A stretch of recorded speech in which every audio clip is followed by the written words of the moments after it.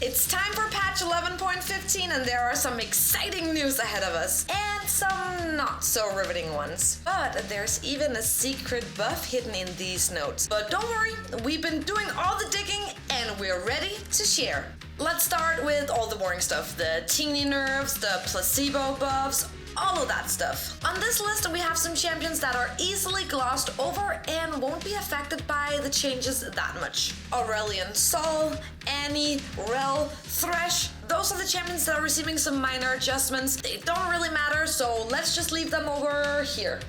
But now for the fun part. All the changes that actually do matter. Let's start with Viego. Viego is having his Q base damage reduced, meaning he will take quite the hit as a lane champion and be forced a little bit back into the jungle. His ability to win damage trades in lane and in team fights will also suffer quite a bit. So hopefully no more being bullied by Flavor of the Month Viego. I hope. A change we're really excited to see is the buff on Syndra early game. Her base mana cost of her Q is actually being reduced, meaning we'll hopefully get to see her more in pro play. Once again, she'll be high ban pick priority and we just can't wait to see her outscale the opponents simply by pressing R.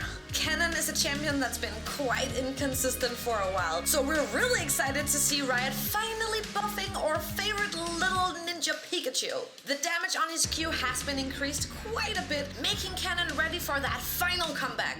Well, as long as Gwen goes away, but more on that later.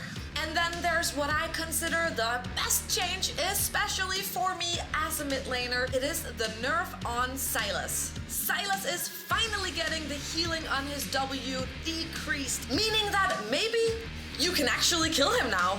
Oh, how I can't wait to slay some Silases on the Rift. And then there's Wukong. You remember Wukong, right? The little spinning monkey champion? Yeah, I don't see him that much either. I mean, he's been picked up in pro play a few times, but not really. But he's still made it into the patch notes this time around. Basically, his base health regen is being reduced a little bit, so I guess it doesn't really matter that much. I mean, unless you're Armut or Canna. Hi guys. And now to something that's gonna be huge in pro play. It's the Rumble bug fix, as Riot calls it, or as we call it, the death of Rumble in pro play. Well, maybe.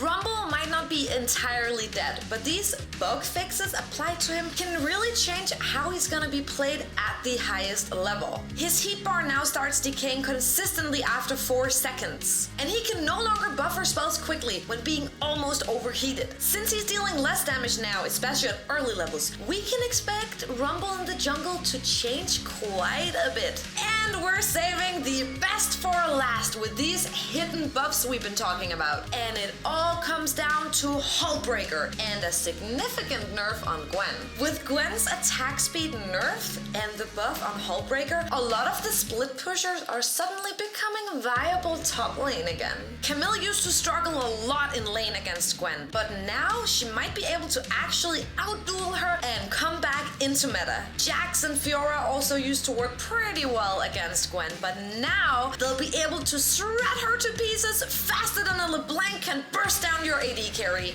Okay, maybe not that fast. Well, unless you're Riven, but she's only really good in solo queue. The biggest winner here is Fiora. Finally, pros competing in the LEC and LCS have a really good reason to pick her. Fiora was already strong, but with the Hullbreaker buff, her and Camille are really gonna go over the edge with that extra magic resist, making it perfect for them to split push. It truly is a sort of hidden buff we never saw coming.